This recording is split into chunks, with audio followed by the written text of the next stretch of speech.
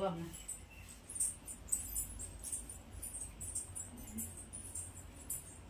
இன்னைக்கு எங்க வீட்டுல மீன் குழம்பு வைக்க போறேன். இங்க பாருங்க, மீன் தனித்தனியா பீஸு. இது வீட்டுல நாட்டு விரால் குழம்பு தான் வைக்க போறேங்க. பாருங்க, உடம்பு ஃபுல்லா பொரியலுக்கு எடுத்து வச்சிட்டேன். இது வந்து குழம்புக்கு எடுத்து வச்சிருக்கேன். வால், மண்டை மட்டும் குழம்புக்கு. எண்ணெயை நல்லா காய வச்சாச்சு. காய வச்சுட்டு வெந்தயம், சீரகம், கொஞ்சோண்டு வெந்தயம் போட்டாச்சு. அது கூடயே கடுகையும் போட்டுருவோம். கடுகையும் போட்டாச்சு. அடுத்து கொஞ்சோண்டு சீரகம்,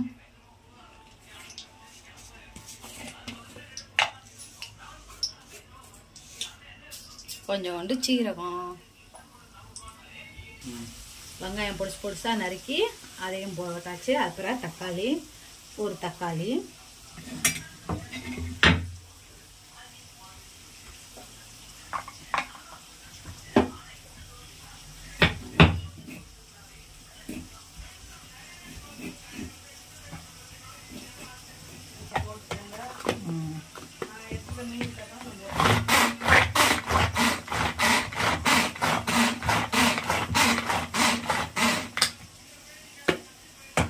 நாங்கள் ஒரு 4 பேர் 5 பேர் சாப்பிட்ற அளவுக்கு தான் நான் இப்போ வந்து செய்கிறேன். அதனால் கொஞ்சோண்டு வெங்காயம், தக்காளி 1 போட்டிருக்கேன். உங்களுக்கு எத்தனை வேணுமோ அதுக்கு தக்கன நீங்கள் கூட ஒரு 2 போட்டுக்கோங்க. போட்டு நல்லா வதக்க வேண்டியதான். வதக்கிறதுக்கு உப்பு போட்டுக்கோங்க.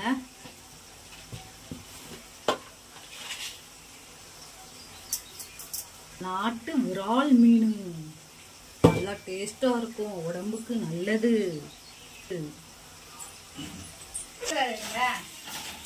வெள்ளைப்பூடு சிறுசா போடலாம்.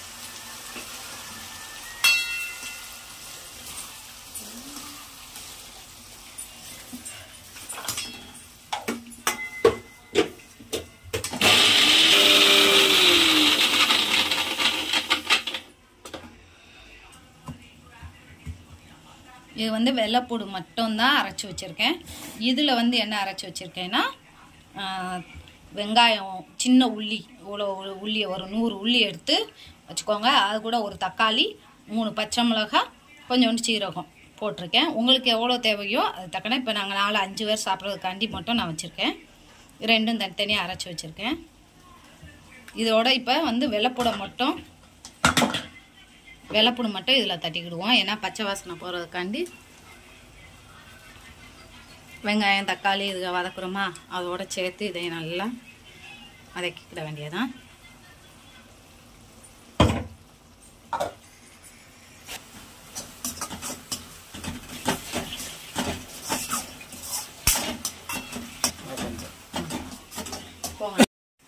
அரைச்சி வச்ச இந்த விழுதையும் தட்டிட வேண்டியதான். பெரிய அடுப்புல தூக்கி வச்சிட வேண்டியதான்.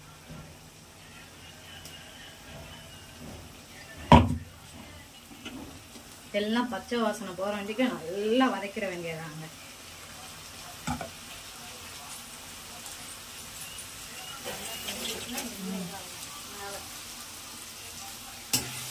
நல்லா வதக்கணும்னா எண்ணெய் வந்து நல்லா திரிஞ்சு மேலே வருங்க. நல்லா வதக்கிக்கிட்டே இருக்கணும். கையை எடுத்துடாதீங்க, எடுத்தீங்கன்னா அடி பிடிச்சிடும். அதனால நல்லா வதக்கிக்கிட்டே இருங்க. இல்லை ஒரு தட்டை போட்டு சிம்மில் வச்சு கூட கொஞ்சம் நேரம் விட்டுறலாம்.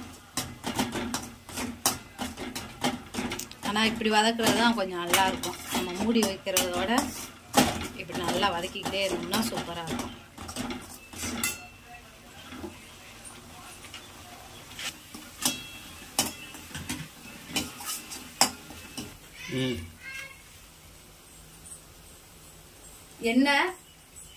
எண்ணெய் வந்து இப்படி திரிஞ்சு வந்திருக்கு பாத்தீங்களா. இந்நேரம் வந்து நம்ம என்ன செய்ய போறோம்னா மசால் பொடி எதனா போட போறோம்.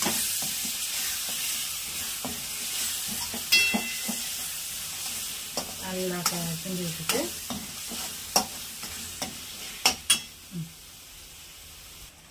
இப்ப மசால் பொடி எடுத்து வச்சிருக்கேன்.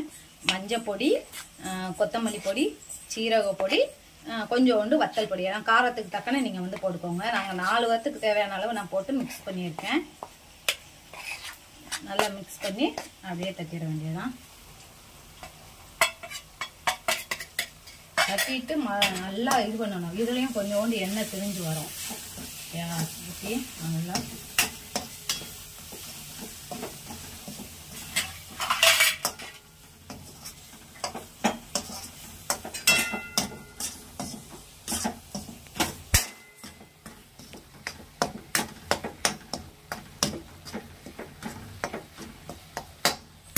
தண்ணி கொஞ்சோண்டு ஊற்றிக்கோங்க. ஊற்றிட்டு கொஞ்சம் எண்ணெய் தெளிஞ்சு வரங்க வச்சுக்கோம். அது பிறகு தண்ணி கூட கொஞ்சம் ஊற்றிக்கிடுவோம். சிம்லேயே வச்சு இது பண்ணுங்க. ஃபுல்லாக வச்சிடாதீங்க, சிம்லேயே வச்சு.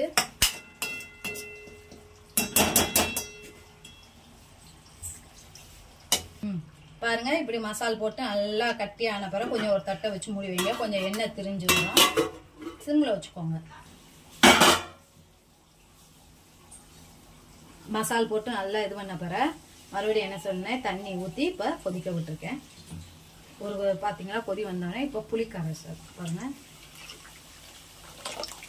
எல்லாம் ஊற்றி நல்லா கொதிக்க விட வேண்டியதான்.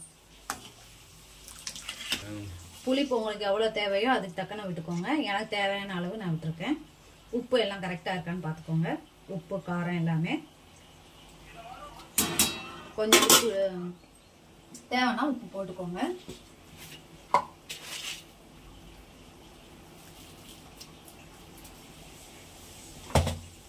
போட்டு நல்லா கொதிக்கணும். கொதிச்சு எண்ணெய் திரிஞ்சு வரும். அந்நேரம் தான் நம்ம வந்து இந்த மீனை வந்து எடுத்து போட போறோம். அதனால நல்லா தட்டை வச்சு மூடி வச்சுக்கோங்க.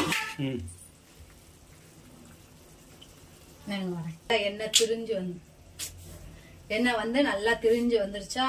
இப்போ வந்து என்ன செய்ய போறோம், இந்த விரால் மீனை வந்து உள்ள போட போறோம்.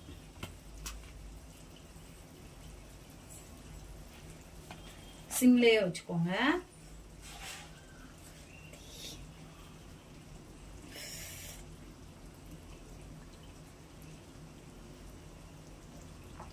உள்ளுன்னு வருது பாருங்க.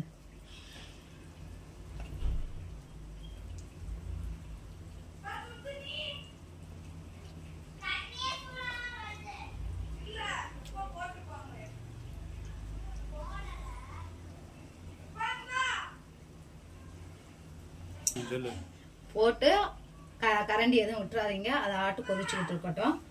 கொஞ்சம் போதுமான மீடியத்தில் வச்சுக்கோங்க.